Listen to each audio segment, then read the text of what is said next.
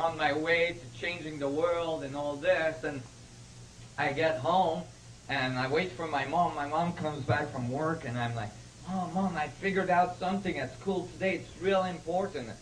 She smiles and she's like, oh my God, he finally had an A in the test or something. You know, she thought I did something real good at school.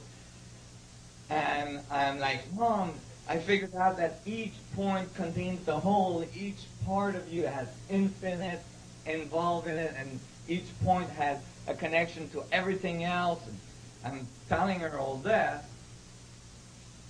and she looked at me, and she's part of your curriculum at school, is it? And I think you should go back to it.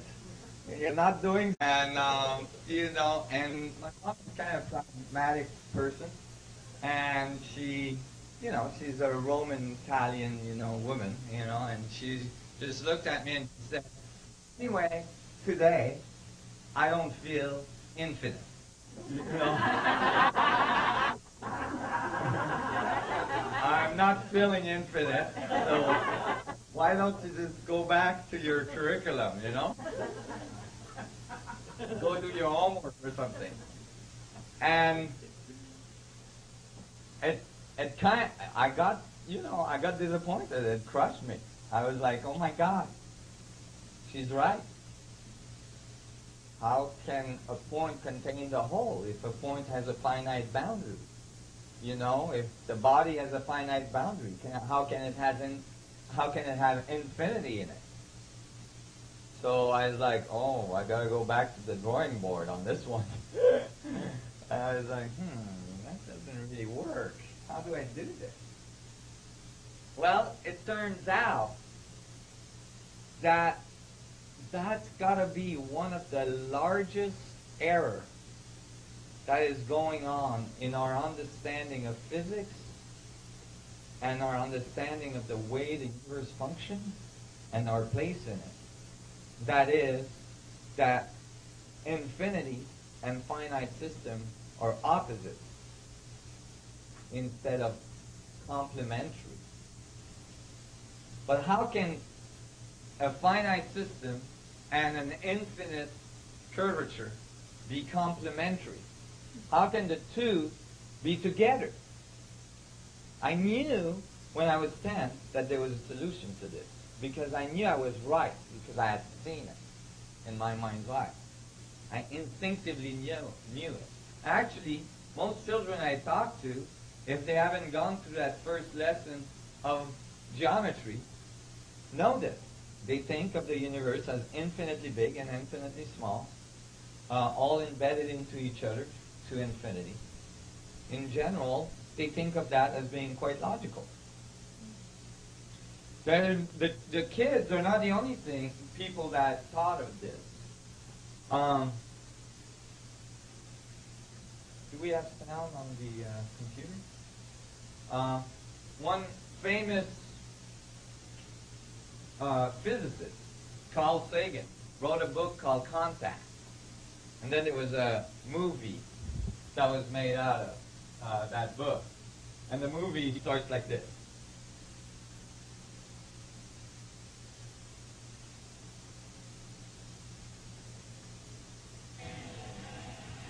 Thank you. Okay, this is a little bit hard to see. It's the edge of the Earth. There we go.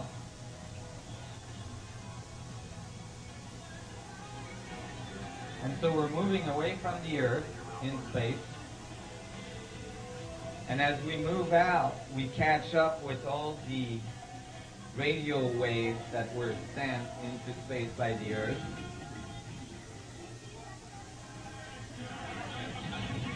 So it's like almost going back in time.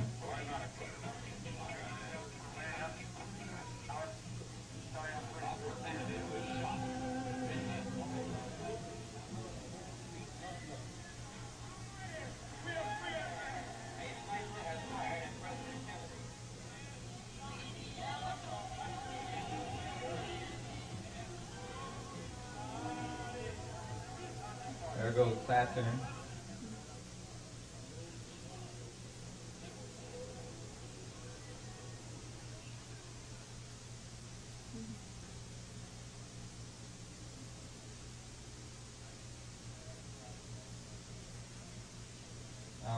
exiting our solar system.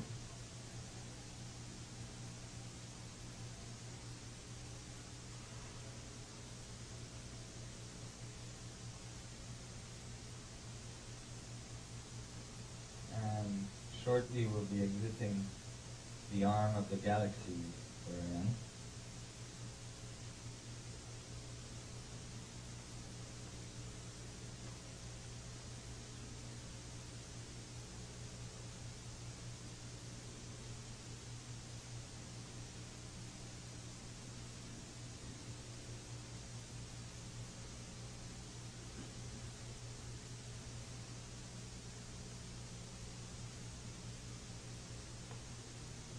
Here's our galaxy center.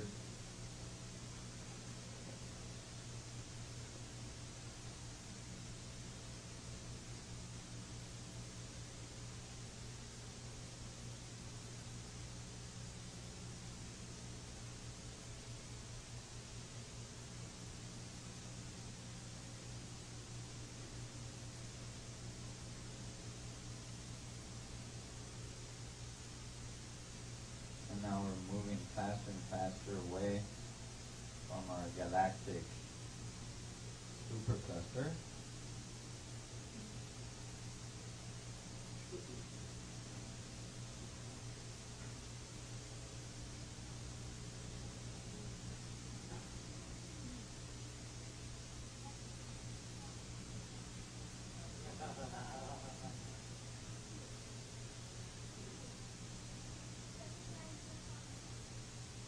So the concept of a universe within a point, was there quite definitely described. Let me tell you as well that the concept of a universe coming out of a dot is not that outrageous. The current theory of the Big Bang says that we all came out of a dot the size of a Planck's length, 10 to the minus 33 billions of times smaller than an atom, and all of our universe. The only difference here is that this view says, no, it didn't all emerge from one dot that decided to make a universe. All dots contain the possibility of a universe in it. All dots are connected to all other dots. And so here, then Hollywood came up with their version of this concept. And since they're the man in black,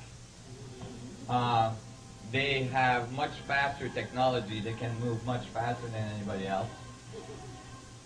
So that's the end of Man in Black movie. They have extreme speed because they got all that alien technology.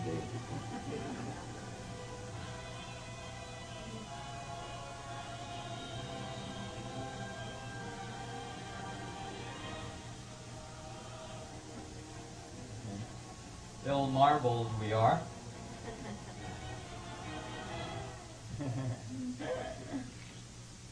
So these concepts have been around, except they've never really been understood because, again, how do you fit infinity in a finite space? And it's crucial that we understand how we did it. Well, when I grew up, eventually, I found the solution. I found the answer to this. The solution is what is called a fractal. And I'm going to show you very, very simply how infinity fits into finite. How infinity and finite systems are absolutely complementary. And that each point has the potential of having all information in it.